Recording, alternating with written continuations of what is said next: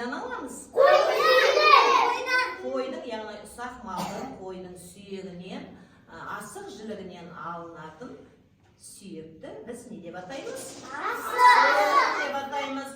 Енді осы асықты сүйектен алғаннан кейін жуып, шайып, құрғатып, үлкендеріміз осылай қалтаға салып сақтаған. Атадан атаға мұра болып осылай салт дәстүр болып қалған. Енді біз бүгін сол жиналған ата-бабаларымыздың, әке-шешелеріміздің жинаған асығымен бүгін қан талапай ойынын ойнаймыз. Мен қазір асықты ортаға шашамын, сендер таласып аласыңдар. Ішіндегі мынау қызыл асық кімге тиеді, сол ойынды бастайды. Түсіндіңдер ме? Ал талапай, қан талапай ойыны басталды. Жинаңдар асықты. Жарайсыңдар. Ал енді асықтарыңды санаңдаршы кәнекей. Асықтарыңды санаңдар. 1, 2, 3, 4, 5, 6, 7. Арыстанда 7 асық. Дарында неше асық?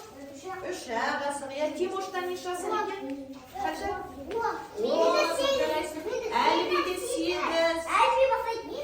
Гүлжазда нешеу? Гүлжаз нешеу асығың? Нешеу санадың ба? 5 асық. Аймен нешеу асық? 8 асық. Кім Асылжан нешеу асығың? 6 асық. Асылым неше асық сенде?